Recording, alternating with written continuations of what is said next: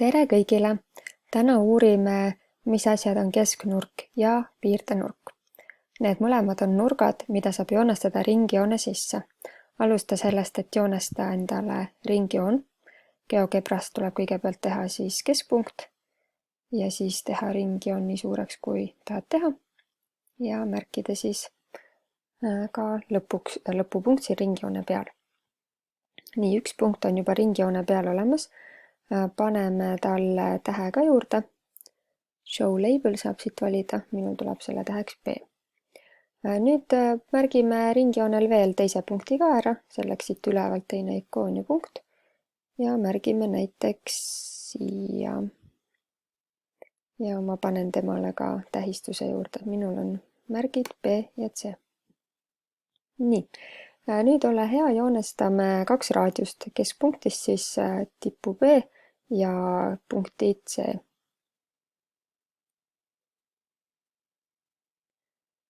Nii, need on raadiused, need on sama pikad, olenevalt sellest, kui suure ringjoone sa endale tegid.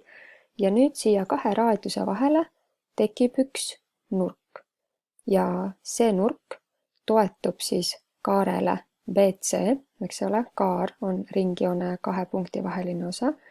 Nii et see nurk toetub kaarele BC ja tema keskpunkt on ringjoone, või tähendab selle nurga tipp on ringjoone keskpunktis ja selle nurga kohta öeldakse, et see on kesknurk. Pane palun endale definitsioon ka kirja, et kesknurk on kahe raadiuse vaheline nurk.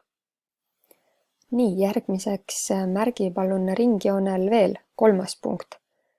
Ma näiteks märgin selle punkti kuskile siia ja paneme talle ka selle tähistuse juurde. Minul tuleb siia D. Ja nüüd ole hea, joonesta kaks kõõlu. Kõõl DB ja kõõl DC. Kõõl oli siis kahe ringjoone punkti vaheline lõik. Nii, saime siia kaks kõõlu ja nende kahe kõõlu vahele tekib samamoodi nurk. Ja see nurk, mis tekib kahe kõõlu vahele, selle nimetus on piirdenurk. Pane seega endale kirja, et piirdenurk on kahe kõõlu vaheline nurk. Nüüd edasi vaatame, millised on nende nurkade suurused. Selleks saab siin GeoGebra programmis ka valida siis paremalt 4. klahvi nurk. Ja nüüd vajutame siis kahe raadiuse peale, aga vajutame nagu vastu päeva, et ennem alumise raadiuse peale ja siis ülemise peale. Ta näitab ära, et on 60,7 kraadi, oma vihikust saad sa malliga ka mõõta. Ja mõõdame ära piirdenurga suuruse ka. Jälle tee siis kõigepealt see alumise kõõlu peale klõps ja siis ülemise kõõlu peale klõps. Nii, nüüd ma natukene tõstan seda siit paremaks, et oleks näha. Nii, no mul juhtus niimoodi, et on päris hästi näha, et mis reegel siit välja tuleb.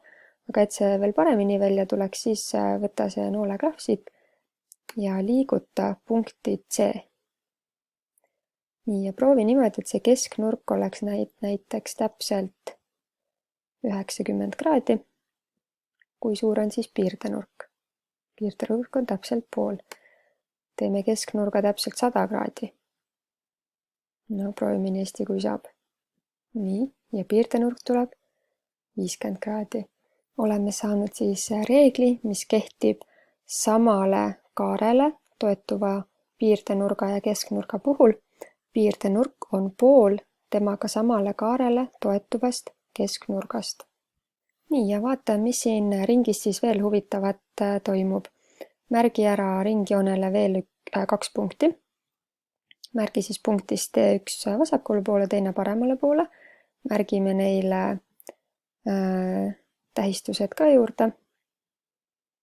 Ja nüüd ole hea, joonestame sellele kaarele BC veel kaks piirdenurka juurde.